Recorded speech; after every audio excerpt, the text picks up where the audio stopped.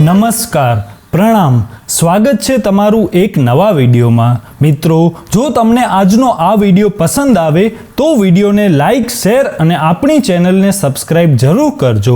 તો ચાલો શરૂ કરીએ આજની સ્ટોરી। એક પરિવારમાં પતિ, પત્ની અને તેના 2 સંતાનો એમ બધા મળીને કુલ 4 સભ્યો હતા। એક દિવસ સાંજે જમ્યા પછી પતિ પત્ની મકાનની છત પર બેસીને વાતો કરી રહ્યા હતા। પતિએ કહ્યું, ગઈકાલે બાનો મારા મોબાઈલ પર કોલ આવેલો હતો। બા બહુ દુખી લાગતા હતા। ભાઈ અને ભાભી હવે બાનું બરાબર ધ્યાન રાખતા નથી। હજુ તો પતિ આગળ કંઈ બોલે એ પહેલા જ પત્નીએ વચ્ચેથી વાત કાપતા કહ્યું, ભાઈ કે ભાભી બાનું ધ્યાન ન રાખતા હોય તો એમાં આપણે શું કરવાનું? પતિએ હળવેકથી કહ્યું, હું વિચારું છું કે બાને આપણા ઘરે લઈ આવું। આ ઉંમરે આવી રીતે હેરાન થાય એ સારું ન લાગે। આ ઉંમરે આવી રીતે હેરાન થાય એ સારું ન લાગે। હું જીવતો હોઉં અને બાને તકલીફ પડે એ કેમ ચાલે? પત્નીએ જરા ઊંચા અવાજે કહ્યું, તમને બાની તકલીફનો વિચાર છે અને મારી તકલીફનો કોઈ વિચાર નથી આવતો।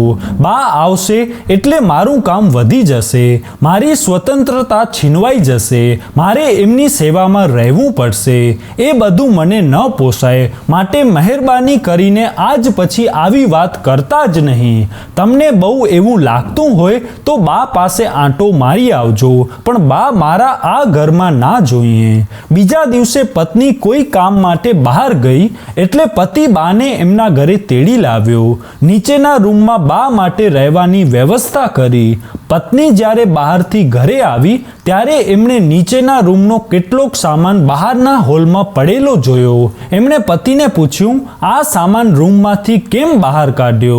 પતિએ દબાતા અવાજે કહ્યું, મારાથી ન રહેવાયું એટલે હું બાને તેડી લાવ્યો છું અને નીચેના રૂમમાં બાનો સામાન મૂક્યો છે, એટલે વધારાનો સામાન બહાર કાઢ્યો। પતિની વાત સાંભળતા જ પત્નીનો ગુસ્સો 7મા આસમાને પહોંચી ગયો। એ એમના પતિ પર રીતસરની તાડુકી, મને તમારી માં આ ઘરમાં એક દિવસ પણ ન જોઈએ। મહેરબાની કરીને એમને પાછા મૂકી આવો, નહીતર હું મારા પિયર મારી બા પાસે ચાલી જઈશ। નીચેના રૂમમાંથી અવાજ આવ્યો, બેટા, તારે મારી પાસે આવવાની જરૂર નથી, હું પોતે જ અહીંયા આવી ગઈ છું।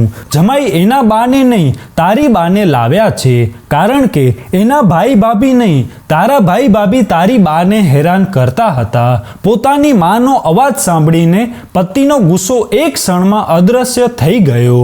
દોડતી દોડતી તે રૂમમાં ગઈ અને દરવાજો ખોલ્યો। પોતાની માને નજર સામે જોતા જ રડતા રડતા એ એમની માને વળગી પડી। પતિએ પત્નીને કહ્યું, તું તારી માને આટલો પ્રેમ કરે છે તો પછી મને મારી માને પ્રેમ કરવાનો કોઈ અધિકાર નથી?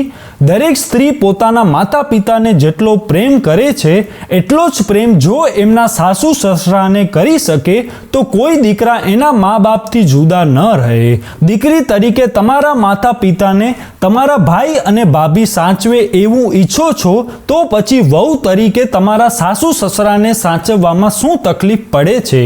આજના સમયમાં દરેક જગ્યાએ એક જ પક્ષને જવાબદાર નહીં ગણતા। દરેક પક્ષ એકબીજાને અનુરૂપ સમજે। સામેવાળાનું દુઃખ એ મારું દુઃખ સમજે। સામેવાળાને દરેક જણ અનુરૂપ જીવન જીવે। દરેક જણ પોતાનામાંથી અહંકાર, ઈર્ષા, હું ને મારું કાઢીને જો જીવન સાથે રહીને જીવે તો કોઈના જીવનમાં દુઃખ છે જ નહીં। મિત્રો, આ વિડીયો વિશે તમારું શું કહેવું છે કમેન્ટમાં જરૂર જણાવજો અને જો પસંદ આવ્યો હોય તો વિડીયોને લાઈક, શેર અને આપણી ચેનલને સબસ્ક્રાઇબ જરૂર કરજો। જય શ્રી કૃષ્ણ।